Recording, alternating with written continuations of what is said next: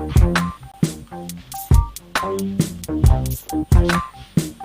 सोनू बेटे, क्या बड़बड़ा रहे हो? दादाजी सर आने वाले हैं, मैं पिछला लेसन दोहरा रहा हूँ, रिवाइज कर रहा हूँ। चलो मुझे ही बता दो, क्या सीखा है तुमने? दादाजी पिछले लेसन में हमने सीखा था अपनी स्टेट यानी अपनी हालत बताना, आई एम स्लीपी। अपनी नेचर या अपनी क्वालिटी बताना, I am shy, I am intelligent. अपनी पहचान, अपनी आइडेंटिटी बताना, I am Sonu, I am a boy. अपना रिलेशन या अपना प्रोफेशन बताना, I am a friend, I am a student. अच्छा, सर आ गए, मैं जाता हूं। Hello sir. हेलो, तो लेसन शुरू करें? Yes sir. हमने अभी तक यह कहना तो सीख लिया कि मैं कौन हूं, कैसा हूं, किस हालत में हूं। पर अब यह भी सीखना है कि जब कहना हो मैं कौन नहीं हूं, कैसा नहीं हूं, किस हालत में नहीं हूं, तब इंग्लिश में कैसे बोला जाता है। मैं थका नहीं हूं। नहीं के लिए हम इंग्लिश सेंटेंस में आई एम के बाद नॉट लगाएंगे। आई एम नॉट टायर्ड, मैं थका नहीं हूं। I am not cruel, I am not Sunny Deol. I am not a girl, I am not a chef. अभी जो मैंने सेंटेंसेस बताए, मैंने जानबूझकर इंटेंशनली उनकी हिंदी नहीं बताई, क्योंकि वो मैं पिछले लेसन्स में बता चुका हूं, और अगर याद नहीं है तो वो लेसन्स दोबारा देख लो। पर बार बार ट्रांसलेशन करने की आदत से बाहर आना है। अब कुछ और नए सेंटेंसेस की प्रैक्टिस करते हैं। मुझे भूख नहीं है, आई एम नॉट हंग्री। मुझे प्यास नहीं है, आई एम नॉट थर्स्टी। मैं खाली नहीं हूं, आई एम नॉट फ्री। मैं स्वार्थी नहीं हूं, मतलबी नहीं हूं, आई एम नॉट सेल्फिश। मुझे डर नहीं है, आई एम नॉट स्कैर्ड। मैं ठीक नहीं हूं, आई एम नॉट वेल। मैं नशे में नहीं हूं, मैंने शराब नहीं पी रखी, आई एम नॉट ड्रंक।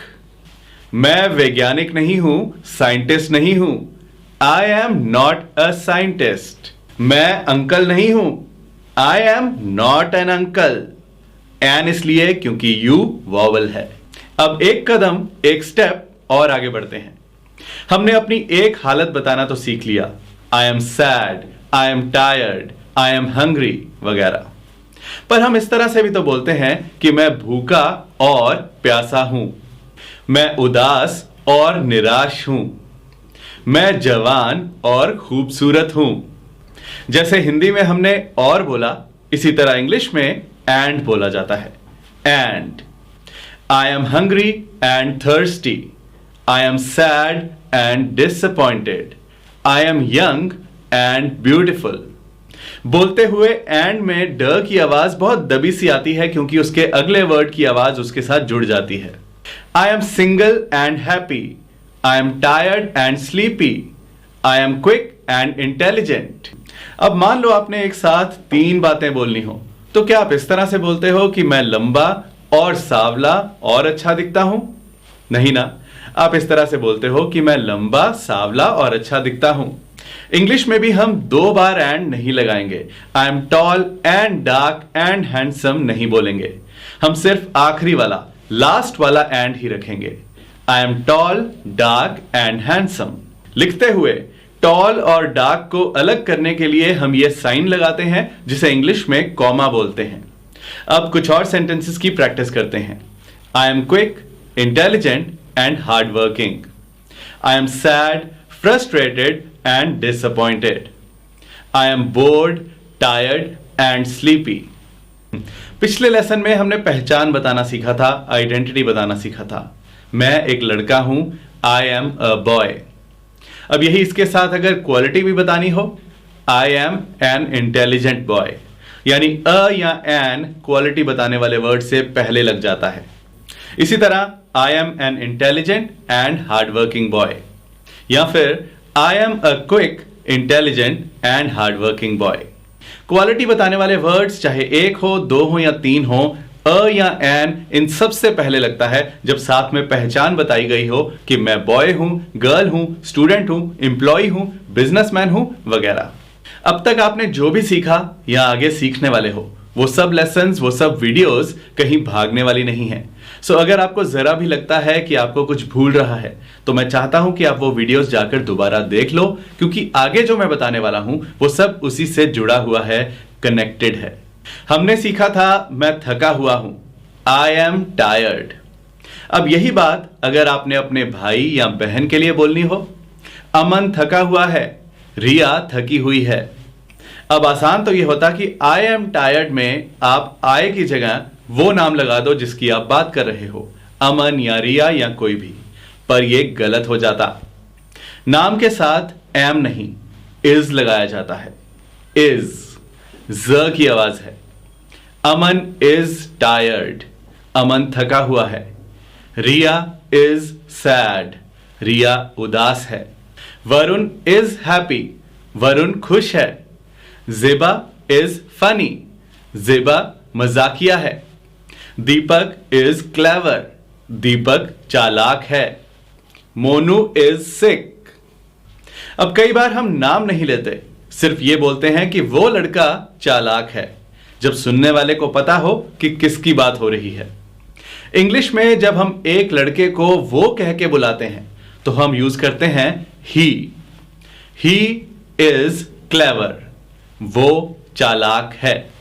जब एक लड़की को वो बोलते हैं तो हम शी यूज करते हैं, वो लड़की चालाक है, शी इज क्लेवर। जब एक जानवर या चीज को वो करके बुलाते हैं तो हम इट यूज करते हैं। मान लो बिल्ली की बात हो रही है, वो चालाक है, इट इज क्लेवर। मानो दरवाजे की बात हो रही है, वो बंद है, इट इज क्लोज्ड। अभी तक हमने सीखा आई एम, अव्वल is, he is, she is, it is. अब जिस इंसान से हम बात कर रहे हैं, यानी सामने वाला, अगर उसी को कहना हो कि वो ईमानदार है, तो हम उसका नाम लेके नहीं कहते कि वरुण ईमानदार है, हम कहते हैं तुम ईमानदार हो। जैसे सामने वाले को हम नाम से बुलाने की जगह आप, तुम या तू करके बुलाते हैं, इसी तरह इंग्लिश में हम यू यूज करते हैं, यू। सामने वाले की स्टेट, नेचर या क्वालिटी बताने के लिए हमारा सेंटेंस यू आर से शुरू होगा।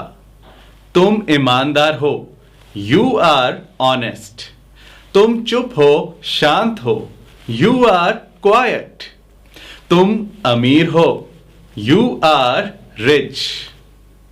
जैसे हिंदी में हम आप एक इंसान के लिए भी कहते हैं और आप एक से ज्यादा इंसानों के लिए भी कहते हैं, इसी तरह इंग्लिश में यू आप और आप लोग दोनों के लिए यूज होता है। आप लोग महान हैं, यू आर ग्रेट। इसी तरह अगर कहना हो हम, यानी हम लोग एक से ज्यादा, तो हम इंग्लिश में वी यूज करते हैं, वी। हम लोग लेट हैं, वी आर लेट। हम चिंतित हैं, वी आर वरिड। हम प्रसिद्ध हैं, मशहूर हैं, वी आर फेमस। हम सदमे में हैं, वी आर शॉक्ड। हम फंसे हुए हैं, वी आर स्टक। इसी तरह अगर कहना हो वो लोग, यानी एक से ज्यादा लोग, तो हम इंग्लिश में दे यूज करते हैं, दे, द की आवाज से शुरू होता है। दे आर रेडी, वो लोग तैयार हैं। दे आर ऑनेस्ट, वो लोग ईमानदार हैं। दे आर कंफ्यूज्ड, वो लोग उलझन में हैं। अगर चीजों के लिए भी कहना हो वो चीजें, तब भी हम इंग्लिश में दे यूज करते हैं। दे आर वॉश्ड, वो धुली हुई हैं। दे आर वेस्ट, वो बेकार हैं। दे आर फ्रेश, वो ताजी हैं। दे आर स्टेल, वो बासी हैं। अगर आपने ये बातें पहली बार, फर्स्ट टाइम सीखी हैं, तो आपके लिए प्रैक्टिस करना बहुत जरूरी है। अपनी डायरी में ये लिखो और जोर जोर से बोलकर प्रैक्टिस करो। आई एम, अव्वल is, he is, she is, it is, you are, we are, they are. पहली बार सीखने वाले कम से कम 5 बार इसे अपनी डायरी में लिखें और जोर जोर से बोलें। उसके बाद बिना देखे अपना टेस्ट लें कि याद हुआ या नहीं। याद रहे कि यह सब हमने क्यों सीखा है, क्योंकि जब भी किसी की हालत यानी स्टेट बतानी हो, किसी का स्वभाव, किसी की फितरत, किसी की नेचर बतानी हो, या किसी के गुण, किसी की क्वालिटी बतानी हो, या फिर किसी की पहचान, किसी की आइडेंटिटी बतानी हो कि वो कौन है, क्या है, तब हम ये तरीका यूज करते हैं। अगर सिर्फ स्टेट, नेचर या क्वालिटी बतानी हो तब हमें वर्ड के साथ अ या एन लगाने की जरूरत नहीं, जैसे कि अव्वल इज इंटेलिजेंट। पर अगर आइडेंटिटी बतानी हो कि वो कौन है, क्या है, तो उस इंसान, जानवर, जगह या चीज वाले वर्ड के साथ पहले लेटर के मुताबिक अ या एन लगता है। अव्वल इज अ मैन। और अगर स्टेट, नेचर, क्वालिटी भी और आइडेंटिटी भी एक साथ हो तो आइडेंटिटी के साथ लगा हुआ अ या एन इन सब वर्ड से पहले बोला जाता है। अव्वल is an intelligent man. Intelligent का आई वॉवल है, इसलिए एन यूज होगा। स्टडी कार्ड से प्रैक्टिस करके रखना। मैं मिलता हूं नेक्स्ट लेसन में।